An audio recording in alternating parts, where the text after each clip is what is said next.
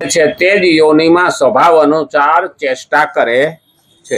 જે યોનિમાં જન્મ લે, અવતાર લે, એ પ્રમાણે એ ચેષ્ટા કરે છે. હકીકતમાં માછલીમાં લીધો અવતાર, કાચબામાં લીધો, વરાહમાં લીધો, નરસિંહમાં લીધો, પરશુરામમાં લીધો, વામનમાં લીધો, તો દરેક પ્રમાણે ચેષ્ટા કરે.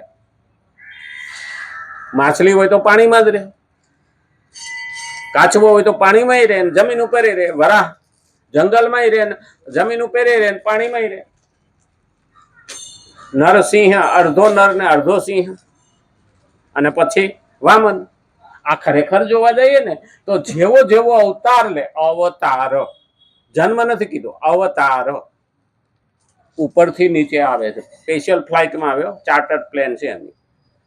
આપણી જેમ કર્મોને આધારે એને આવવું પડતું નથી. એને કર્મોને આધારે ના આવે, અને એટલે જ રામદેવ પીરે સમાધિ લીધી ને, ત્યારે એને શંકા કરી.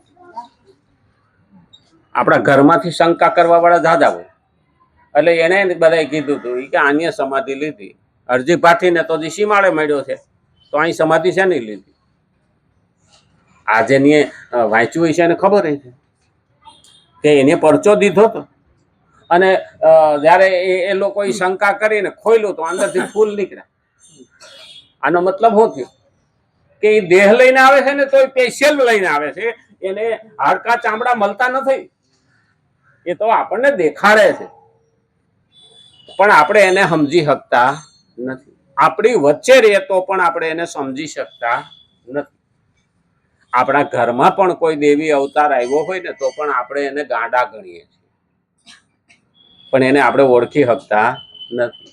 એટલે બાળકોને પણ પ્રેમ કરતી વખતે આપણે એટલે તો કહીએ છીએ કે બાળક એ ભગવાનનો અવતાર છે, કારણ કે ત્યાં સુધી એને મારી તારી આતે ખબર પડતી નથી. અને અહીંયા પણ જે ભગવાન યોનિમાં જન્મ લે ને, એવા સ્વભાવ અનુસાર ચેષ્ટા કરે. જેવી રીતે ભગવાન રામ કે કૃષ્ણ રૂપે મનુષ્ય યોનિમાં અવતાર લે છે, તથા મત્સ્ય, કચ્છપ, વરાહ વગેરે યોનિઓમાં અવતાર લે છે, તો ત્યાં તે યોનિ અનુસાર જ ચેષ્ટા કરે છે. એ ચેષ્ટા કરે, પણ એ જાણી જોઈને કરે. એને ખબર છે કે મારે આ કામ માટે હું આવ્યો છું. એક બાપો તો મરતો હતો, તો એને કીધું તું એના ગુરુએ કે તું મરીને એટલે ગધેડો થવાનો. એટલે છોકરાઓને કીધું, જો હવે મારું મોત નજીક આવ્યું છે, હું મરવું ને એટલે ગધેડો થવાનો, એટલે ગધેડામાંથી છૂટવા તમે મને મારી નાખજો, એટલે પછી પાછો હું માણસ થઈ જાય. છોકરા સારું. હવે ચારેય દીકરા રાહ જોઈને બેઠા. બાપો મરી ગયો, અને થોડો સમય થયો ને તો ગધેડો થઈને સામે આવ્યો. બાપા આયા કે? હા, બધા ફૂલ હાર કર્યા ને આ કર્યા ને. છોકરાને કે એના નાના ભાઈને કે તલવાર લેતો હોય કે બાપાને મુક્ત કરીએ ગધાડામાં. બાપાએ કીધું રેવા દે, આમાં મજા તો છે. હવે મરવું, કોઈને મરવું સારું લાગતું નથી, પણ ચેષ્ટા એની એ જન્મ પ્રમાણે થાય. અને એટલે જ ભગવાને દરેક અવતાર લીધા, ત્યાં તે યોનિ અનુસાર જ ચેષ્ટા કરે. તાત્પર્ય એ છે કે ભગવાનના અવતારી શરીરોમાં પણ વર્ણ અને યોનિ અનુસાર સ્વભાવની ભિન્નતા રહે છે. વર્ણ અનુસાર. હવે અહીંયા વર્ણ અનુસાર ચતુર્વર્ણ વ્યવસ્થા કીધી છે. જેમાં જે કામ કરે ને, જેવા આવે ને એ પ્રમાણે રહે. અને એ તો છે પાણી રે પાણી તેરા રંગ કેસા, जिसमें मिला दे लगे उस जैसा. આનો અર્થ શું થયો? ભગવાન જેમાં જાય ને એવા થઈ જાય, જે યોનિમાં જાય ને એવા થઈ જાય. આપણે રહેતા શીખવું પડે. પારસીઓ જયારે અહીંયા આવ્યા ને ભારતમાં, ઈરાનમાંથી એને તેગડ્યા અને વાણ લઈ અને એ લોકો પોતાનો જીવ અને ધર્મ બચાવવા હાટું થઈને ભારતમાં આવ્યા ને, ત્યારે એને કીધું હતું અમને ભારતમાં જગ્યા આપો. ત્યારે આપણે રજવાડા હતા, તો આપણા રાજાએ કીધું હતું, દૂધનો કટોરો ભરીને બતાવ્યો કે અમારે છલો છલ ભરેલી છે વસ્તી, અમે તમને ક્યાં હાંસવ. ત્યારે એને કહ્યું હતું અંદર ખાંડ નાખી કે જેમ દૂધમાં ઓગળી જાય ને એમ અમે તમારા ભેગા ભળી જશું, અમે નુકસાન નહીં કરીએ. દૂધને મીઠું કરશું પણ નોખા દેખાવું નહીં. આજે ટાટા હોય કે સુપ્રીમ કોર્ટનો ન્યાયાધીશ હોય એ કક્ષાએ પહોંચ્યા, પણ ભારતના બંધારણ અનુસાર અને ભારતની નીતિ અનુસાર એ લોકો ભળી ગયા. હજી સુધી એની દેખાડો નોખો કર્યો નથી. અને એટલે ખરેખર આપણે એવી રીતે રહેવું જોઈએ. અને તોય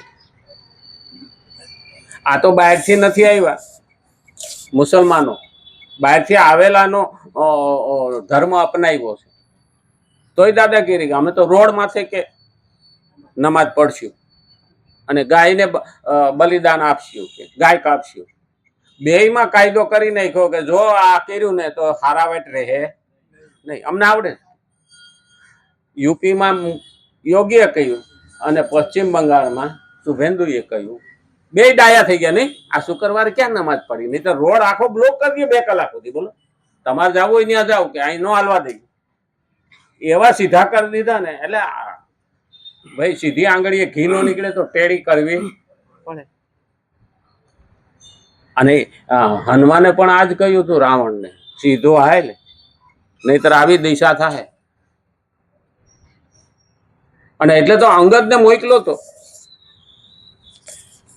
જ્યારે ભગવાનના દૂત તરીકે બીજી વખત મોકલો ને, તે રામે હનુમાને કીધું તો કે ના, તું તો બતાવી આવ્યો છો કે તારે જવાની જરૂર નથી. અંગદને કે તું જા. હા, એ ગયો ને, પગ જમાવ્યો તો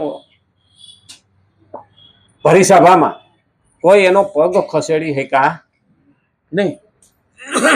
એટલે રાવણ ઉભો થયો.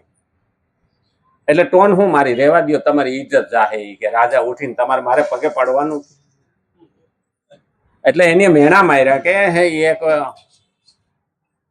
તપસ્વી છે ને એની બૈરી હાટું છે ને આવા બધા ડખા છે ને એવું કરવા માંડ્યો. ના ના, કે એવું કઈ નથી, કે તમે મને નથી ઓળખતા કે. તો કે ના, તું કોણ છે? યુવાન હતો અંગદ, પણ બુદ્ધિશાળી બહુ. અને હનુમાન પાસે તૈયાર થયેલો. એટલે કે તું મને નથી ઓળખતો કે. રાવણ એવું કહે છે, તું મને નથી ઓળખતો. તો કે હા, ઓળખું છું ને કે. મારા બાપા એ કે હા 6 મહિના કે બગલમાં રાખ્યો તો. એ જ રાવણ ને એવું મેણું માર્યો ને, ઓલો ટાઢો બોર થઈ ગયો. હું એનો દીકરો છું અંગદ કે. આ ઓળખાણ મેં આપી તમને. એવા મેણા માર્યા ને રાવણને થઈ ગયું છે મારો બેટો ઓઈલો આ કરતો તો આ ભૂંડો.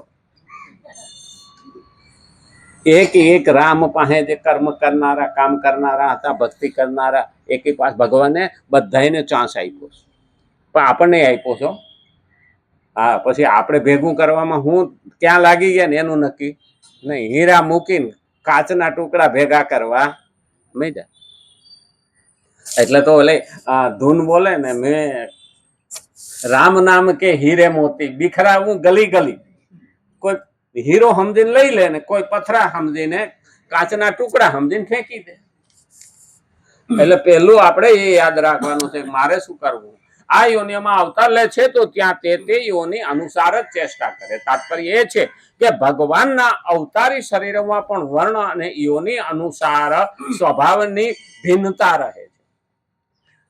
ચતુર્વર્ણ વ્યવસ્થા બતાવી, વર્ણ અનુસાર ચતુર્વર્ણ વ્યવસ્થા. બ્રહ્મ, ક્ષત્રિય, વૈશ્ય અને શૂદ્ર. આ 4 વર્ણની અંદર જેમાં અવતાર લે ને એવો સ્વભાવ. અને ઘણી વખત એવું લાગે, મને એક ભાઈ કીધું હતું, મને કે તમારો ભગવાન કે રાજાના દીકરાને ત્યાં જન્મ, બધા ઊંચો કુળમાં જન્મ કે. હું કહું એ ધર્મને સ્થાપના કરવા આવ્યા. એ ધર્મની સ્થાપના કરવા આવ્યા હતા, એની ઈચ્છા થાય ત્યાં જન્મે. રામ છે દશરથને ત્યાં જન્મા. એનો મતલબ એવો કે સમાજ બગડ્યો છે, અમર્યાદ થયો છે, તો મારે 30-35 વર્ષ મહેનત કરી અને રાજની ગાદી સુધી પૂગવું, એના કરતા સીધો જ ત્યાં ઉતરું.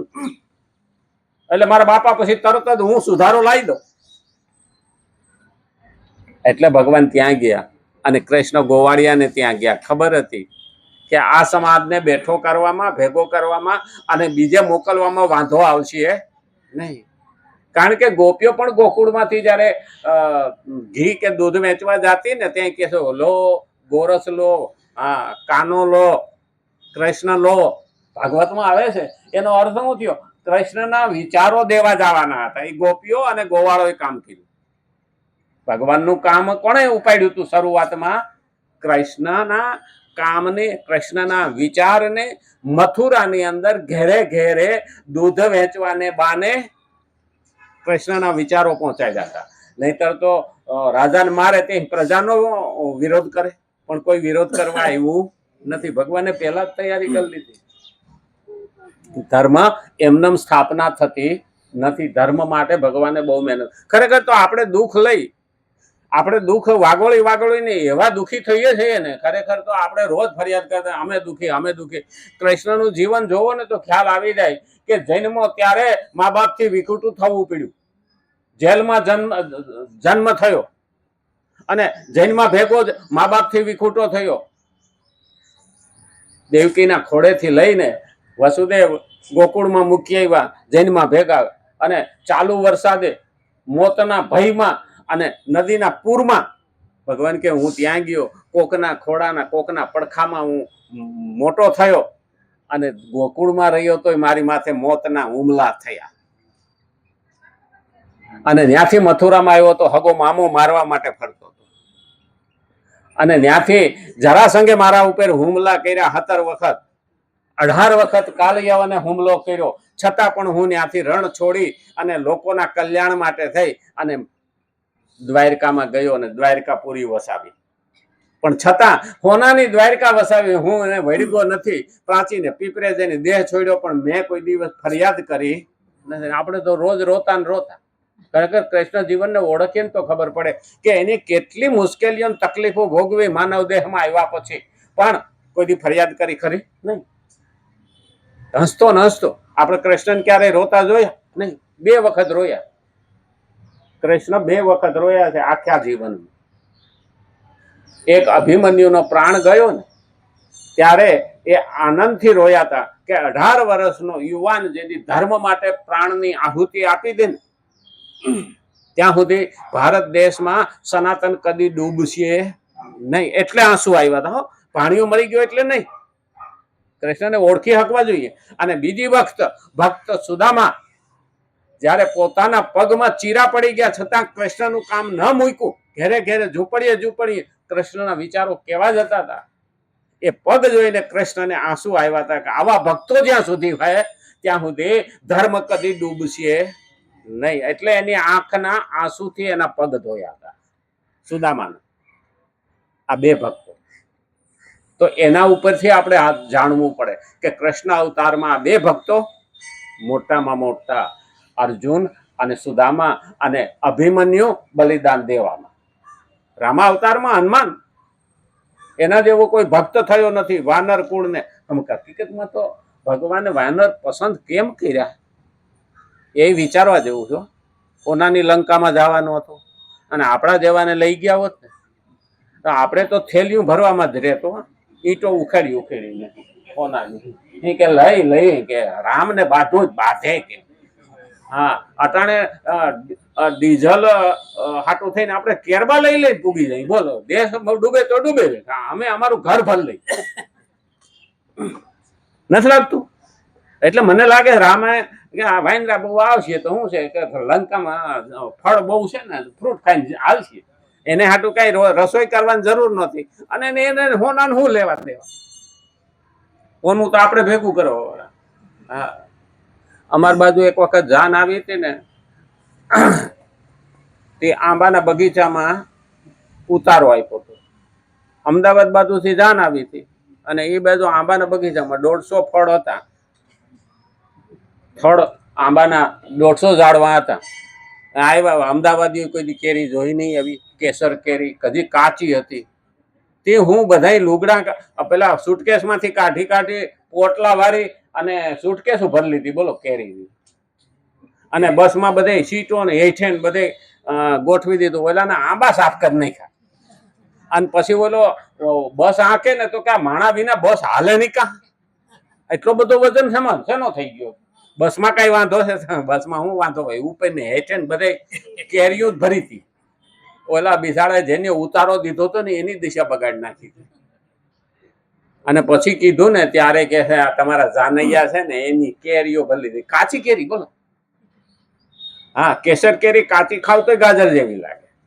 પણ લોભ છે ને માણસને, અને લોભે લખણ જાય. એટલે તો શીરા હાટું થઈને સેવક બનવું નથી કહેતા. આપણે છોડીએ ખરા. આજે આપણે આ બાધા રાખીએ ને ભગવાન પાસે, એને સંકલ્પ કીધો હતો.